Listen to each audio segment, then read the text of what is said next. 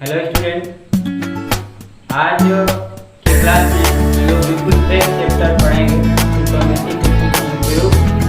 ठीक है, इसमें त्रिकोणमिति जो हेलो स्टूडेंट, आज के क्लास में हम लोग बिल्कुल फ्रेश चैप्टर पढ़ेंगे त्रिकोणमिति के कुछ अनुप्रयोग। ठीक है, इसमें त्रिकोणमिति जो पिछले चैप्टर अर्थात लेसन 8 में पढ़े हम लोग, इस 9 लेसन में हम लोग जो इसका अनुप्रयोग पढ़ेंगे, तो जो पीछे पढ़े उसी का यूज करना होगा। तो उसका उपयोग हम कहाँ करेंगे, तो वह यहाँ पे दिखा गया है हाइट एंड डिस्टेंस, यानी ऊंचाई और दूरी ज्ञात करने के लिए। ऊंचाई का मतलब होता है कि प्रेक्षक से नीचे या प्रेक्षक से ऊपर कोई वस्तु स्थित हो। ठीक है, तो वह ऊंचाई के अंतर्गत आएगा। और दूरी का मतलब होगा कि प्रेक्षक के पैरेलल वो कितना दूरी पर हो। तो यह चीज़ जो है आपको याद रखना होगा कि ऊंचाई और दूरी कैसे कैलकुलेट किया जाएगा। इसके लिए कुछ बेसिक कंसेप्ट है जिसको हम लोग जान लेते हैं। तो देखिए, 2 कंडीशन होगा। कभी आप किसी वस्तु को जो ऊपर नेत्र से ऊपर होता है देखते हैं, जैसे छत के नीचे कोई व्यक्ति है और वह जो देख रहा है छत के ऊपर किसी व्यक्ति को। ठीक है, तो यहाँ पे देखिए छत की ऊंचाई कुछ होगी। यह छत है, ये मान लीजिए भवन है। ठीक है, ये भवन का जो है ये छत है। तो यहाँ पे कोई व्यक्ति है, तो और यहाँ कोई व्यक्ति है, ये दोनों व्यक्ति हैं। तो एक इसमें अगर यह जो है इसको देख रहा है, इस व्यक्ति को, तो इसको हम कहेंगे प्रेक्षक।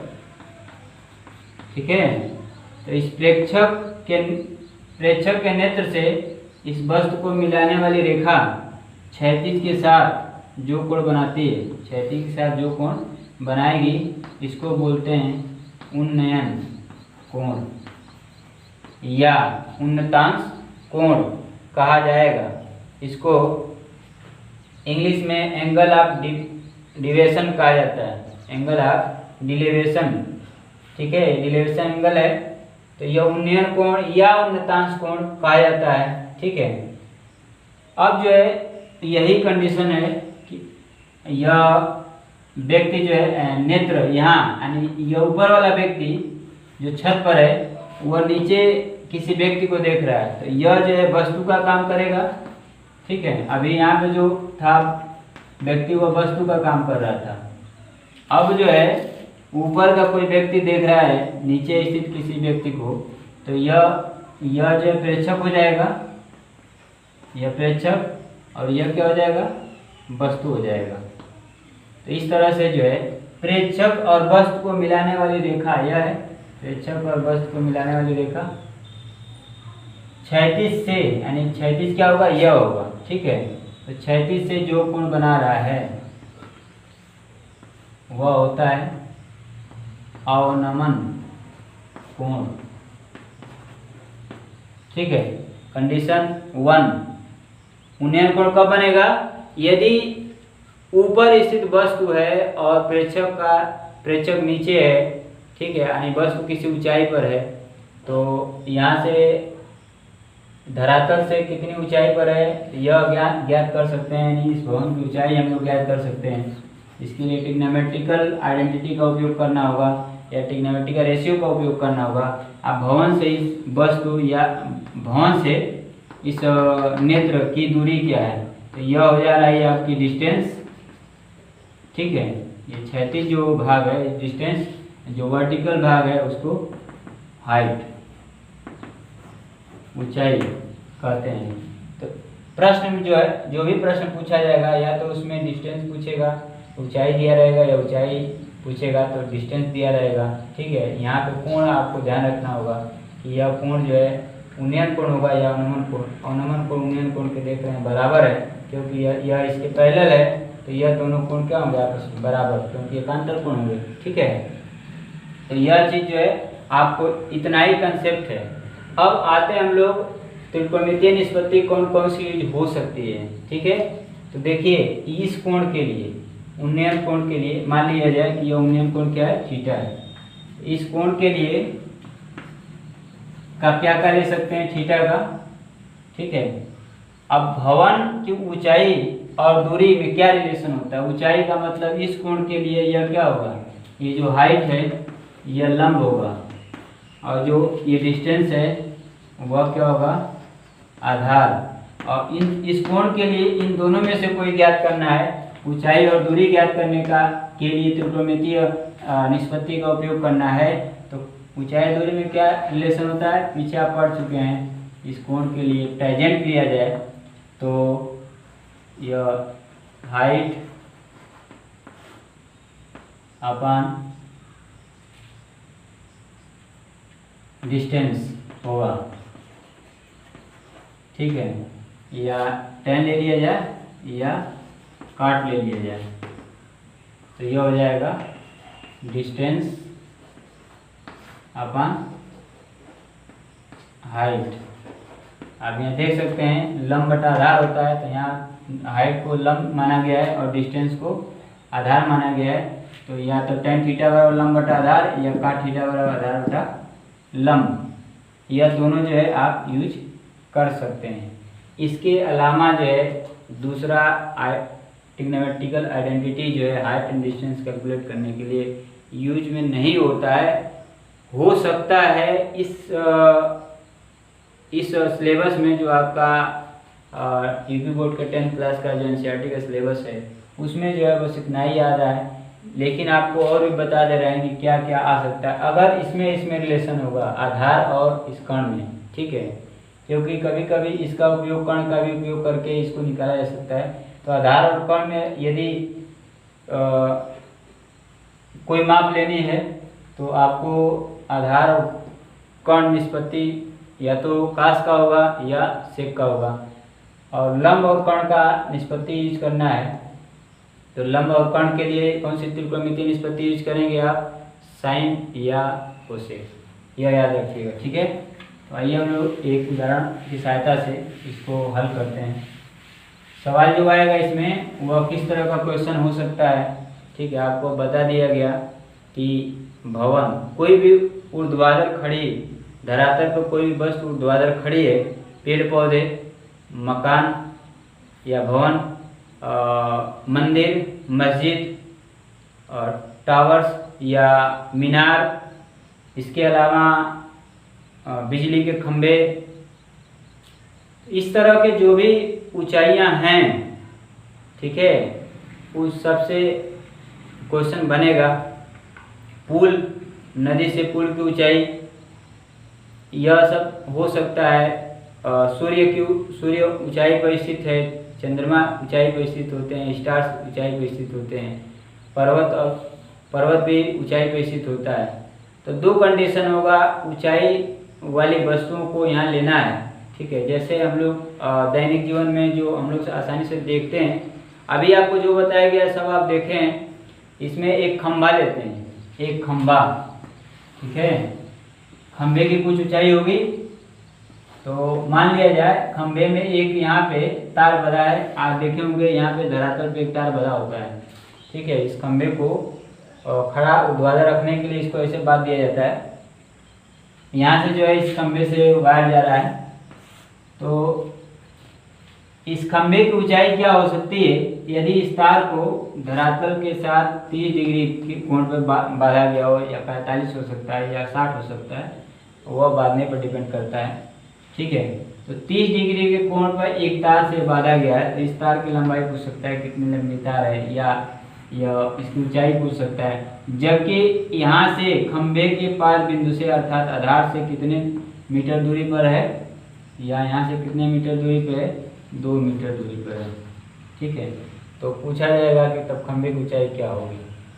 तो इसमें क्या करेंगे, देखिए ऊंचाई आधार, तो यहाँ पे लंब, यह इस कोण के लिए लंब है या आधार है, तो कौन सी निष्पत्ति लिया जाएगा, tan, याद रखिएगा। इसी के आधार पे जो है यूज करना है। tan 30 बराबर लंब बटा आधार। tan 30 का मान होता है 1 बटा पानी में 3 h बटा 2। और यह जो है वैल्यू आपको पीछे जो बताया गया तो याद होना चाहिए। एच का मान निकालना है, 2 भाग में इसके साथ यार गुणा हो जाएगा तो 2/√3 हो जाएगा इक्वल टू एच। ये अपरिमेय संख्या है, हर को परिमेय करके लिखना ही सही होता है, तो इसलिए इसका परिमेयकरण करने के लिए क्या बताया गया था आपको, आप 9th क्लास में पढ़ चुके हैं। इसमें जो है हर का परिमेयकरण करने के लिए उसी से ऊपर नीचे गुणा कर देते हैं, यानी इसको बोलते हैं परिमेयकारी गुणक। तो यह हो जाएगा 2√3/3। आप बहुत कर सकते हैं इसके आगे, तो √3 का मान रख देंगे। √3 का मान होता है 0.732 × 2/3। गुणा करके 3 का भाग कर देंगे, क्या निकल जाएगा, ऊंचाई निकल जाएगा। ठीक है, अगर ये मीटर में दिया है तो ऊंचाई भी क्या आएगा, मीटर में आएगा। ठीक, अगर ये मीटर, सेंटीमीटर, किलोमीटर जिसमें दिया रहेगा, इसका डिस्टेंस का यूनिट है यह, तो आप इसको लिखिएगा। ठीक है, आइए एक और उदाहरण ले लेते हैं।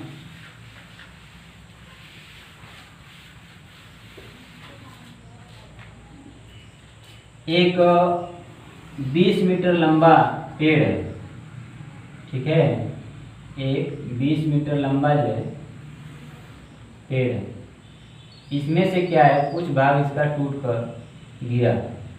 इसकी लंबाई कितना है, 20 मीटर, यानी ऊंचाई 20 मीटर लंबा जो है पेड़ है, अर्थात पेड़ की ऊंचाई h बराबर 20 मीटर।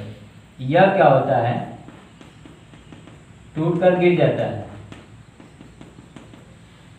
यह जो है पेड़ टूट कर गिर जाता है। ठीक है, मान लीजिए आधी आई, पेड़ टूट कर गिर जाता है।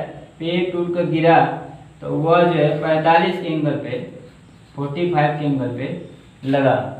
ठीक है, पेड़ टूट कर गिरा तो यह जो है ऐसे लगा हुआ है यहाँ पे।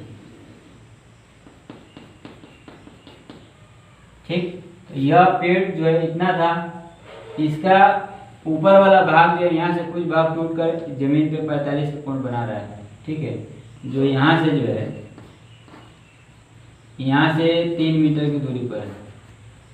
ठीक है, यहाँ से कितने दूरी मीटर पे लगा, 3 मीटर की दूरी पे। अब ध्यान दीजिएगा, तो पूछेगा कि इसकी लंबाई कितना भाग जो है टूटा हुआ है। ठीक है, इसका कितना भाग टूटा हुआ है ये पूछ सकता है। या अगर यह जो है ऊंचाई जो दिया है, यह ऊंचाई h मान लिया जाए तभी पूछा जा सकता है। ठीक है, तो यह ध्यान दीजिए, देखिए इसको मान लीजिए h है पेड़ की ऊंचाई, तो कहेगा कि पेड़ की ऊंचाई कितनी थी और कितना भाग टूटा, ये भी पूछा जा सकता है। तो कितना भाग पेड़ का टूट कर लग गया, तो मान लीजिए x भाग पेड़ का टूटा और लग गया धरातल से। अब जो है आइए यहाँ देखते हैं कि इसकी ऊंचाई पूरा h है। ठीक है, x भाग यहाँ लगा हुआ है, तो x भाग ये यहाँ भी होगा, जो टूटा हुआ है, जितना टूटेगा वही भाग लगेगा। तो बताओ इतना भाग क्या होगा, पूरा h है, इतना भाग ऊपर वाला भाग x है, तो h माइनस x हो जाएगा। ठीक है, अब देखो ऊंचाई निकालना है तो आपको x निकालना पड़ेगा।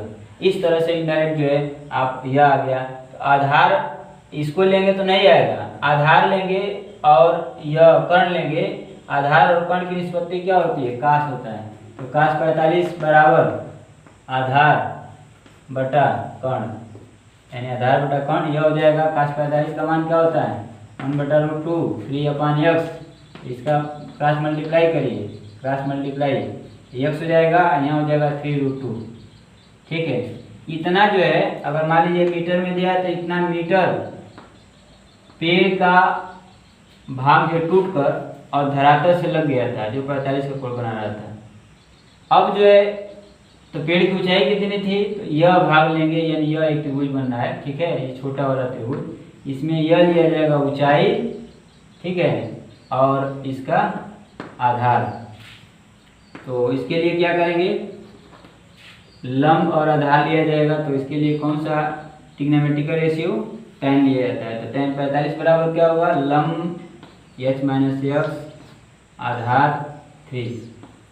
अब जो देखिए यहाँ से tan 45 का मान क्या होता है, 1 होता है, तो h माइनस x/3 इधर आ जाएगा 3, h माइनस x, इसका वैल्यू निकालना है h का। तो ये x हटाना पड़ेगा, ये माइनस हो जाएगा प्लस हो जाएगा, तो x बराबर हो जाएगा h बराबर 3 प्लस x का यह वैल्यू जो है यहाँ दिया जाएगा। ठीक है, तो यह आ गया कितना भाग टूटा, तो 3√2 मीटर भाग टूट गया। और तो उसकी ऊंचाई कितनी थी, तो यहाँ x का मान रख दिया जाएगा 3 प्लस 3√2। ठीक है, तो यह आसानी से आ जाएगा, यहाँ से हल करेंगे तो 1 प्लस √2 हो जाएगा। आप बहुत कर सकते हैं, तो यहाँ √2 का वैल्यू रख कर 3 का मल्टीप्लाई करेंगे। √2 का वैल्यू क्या होता है 1.414। ठीक है, यह आप लोग √2 √3 का वैल्यू जो है 9th क्लास में पढ़े हुए हैं, तो यह याद रखिएगा, यहाँ रख कर और हल कर देंगे तो h का मान निकल जाएगा। ठीक है, इस तरह के क्वेश्चंस आपके बनते हैं। अब क्वेश्चन जो है जो भी दिया रहेगा उसके आधार पे आपको फिगर बनाना है। फिगर बनाने के बाद आपको जो है सवाल हल करना है। सवाल हल करने के लिए आपको क्या क्या जानना है ये आपको बता दिया गया। ठीक है, तो एक और उदाहरण ले लेते हैं हम लोग आपके बुक से। एक है कि एक समतल जमीन पर खड़ी मीनार की छाया उस स्थिति में 40 मीटर अधिक लंबी हो जाती है जबकि सूर्य का उन्नतांश 60 से घटकर 30 हो जाता है। अर्थात छाया के एक सिरे से मीनार के शिखर का उन्नयन कोण 60 डिग्री और dB छाया की लंबाई है जबकि उन्नयन कोण 30 है, तो मीनार की ऊंचाई ज्ञात कीजिए। ठीक है, अब ध्यान दीजिएगा कि एक मीनार है। ठीक है, मीनार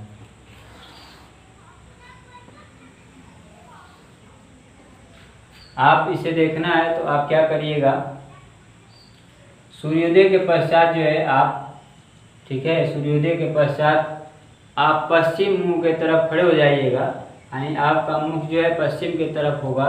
और उसके बाद आप देखिएगा सूर्य जो है सूर्य यहाँ पर है, तब इसका आपका परछाई किधर पड़ रहा है। और सूर्य यदि जैसे जैसे आपके सर के ऊपर आता जाएगा वैसे वैसे उसका परछाई जो है कैसे होता जाएगा। जैसे जैसे सूर्य आपके सर के नज़दीक आता जाएगा उसका परछाई जो है घटता जाएगा, जो छाया है जिसको हम लोग परछाई बोलते हैं। तो यहाँ पे जो है मान लीजिए कि एक कंडीशन बनता है जब सूर्य यहाँ होता है। ठीक है, तो इसका मतलब कि इधर कहीं होगा, देखिए इधर,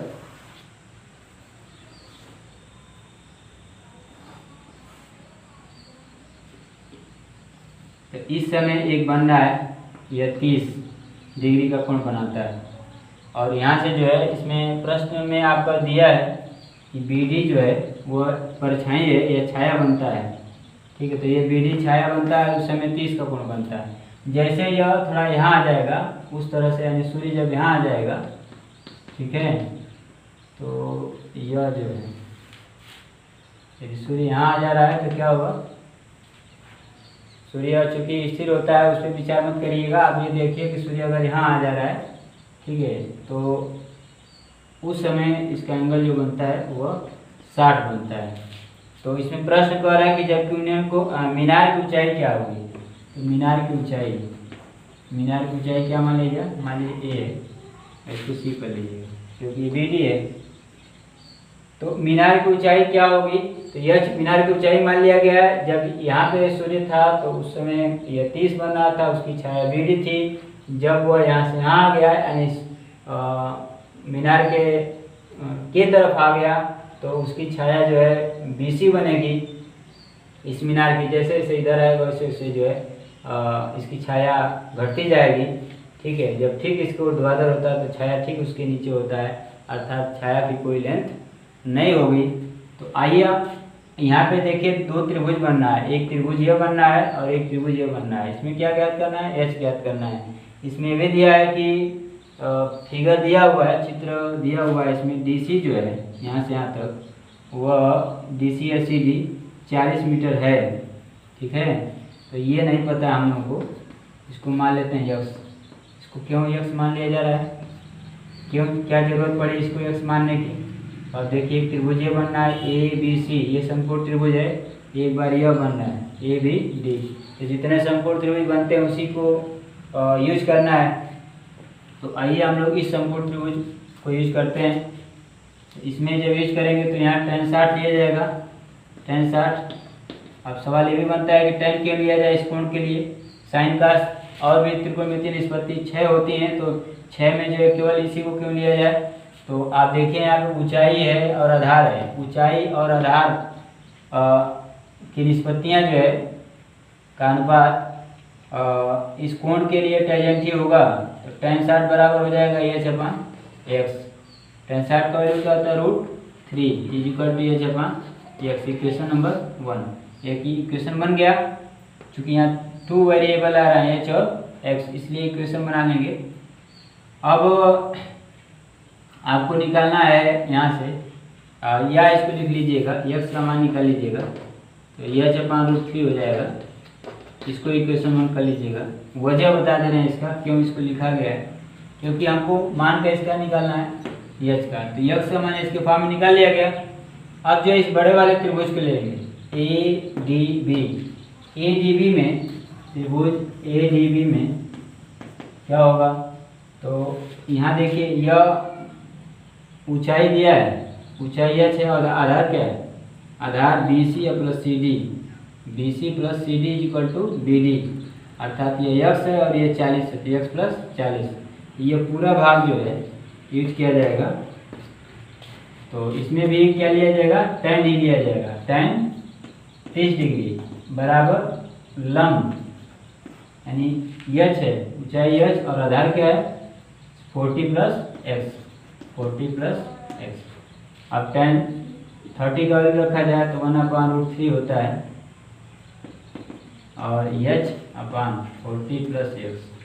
h का मान निकाल इसका गुणा कर दें, ठीक है, ये इधर आ जाए तो यह हो जाएगा 40 + x = h√3। ठीक, अब देखिए x का मान रखा जाए h, ये अब x भी इसमें आ रहा है, तो x का मान h के फॉर्म में रख दिया जाएगा इक्वेशन 1 से। तो रख दीजिए इस पे 40 + h/√3 = h√3। अब यहाँ हल करना है, हल कर लेंगे तो आज निकल जाएगा आसानी से। इसको इधर कर दीजिएगा, ये हो जाएगा 40 = h√3 माइनस h/√3, इसका ऐसे मल्टीप्लाई करेंगे तो ये हो जाएगा 3h - h/√3 = 40। तो ये गुणा भाग में जाएगा, गुणा हो जाएगा, 3h में से h घट जाएगा, 2h हो जाएगा, तो 2 इधर आकर भाग हो जाएगा, ये भाग इधर आकर गुणा। देखिए यहाँ लिख दे रहे हैं 40, इसका इसमें गुणा 40√3 = 2h, h इधर का भाग 20√3, ठीक, h = 20√3 इतना मीटर। √3 का मान बहुत कर सकते हैं तो आप रख सकते हैं 0.732, h बराबर हो जाएगा, गुणा कर दीजिएगा, इतना मीटर आ जाएगा। ठीक है, इसी तरह से जो है बहुत से क्वेश्चन आप बना सकते हैं। ठीक है, ध्यान रखिए प्रश्न को पढ़ने के पश्चात फिगर बनाना बहुत ज़रूरी होता है। जब भी फिगर बनेगा तो उसमें जो ऊंचाई और दूरी या तो निष्पत्ति जो लेना होगा, तो किसी कोण के लिए क्या निष्पत्ति लिया जाएगा यह ध्यान रखना होगा। कभी कभी क्या होता है, ये सूर्य नज़दीक आ रहा था तो कोण बढ़ रहा है, सूर्य दूर जाएगा, ठीक है, सूर्य के दूर स्थिति के कंडीशन में यह एंगल क्या होगा, घटेगा। यह याद रखिए, जैसे इधर जाएगा तो क्या होगा, घटेगा। तो इस तरह से जो है त्रिकोणमितीय के अनुप्रयोग में हम लोग हाइट एंड डिस्टेंस यानी ऊंचाई और दूरी ज्ञात किए त्रिकोणमितीय निष्पत्ति का प्रयोग करके। और भी आपके बुक में क्वेश्चन है, उसको सॉल्व करिए। यदि किसी भी प्रकार की समस्या होगी तो आप कमेंट में लिखिए, उसको समाधान कर दिया जाएगा। इस क्लास में बस इतना ही, और इसका अनुप्रयोग में बस इतना ही दिया भी है। अगले क्लास में हम लोग एक फ्रेश चैप्टर के साथ मिलेंगे। तब तक आप अपना ख्याल रखिए। धन्यवाद।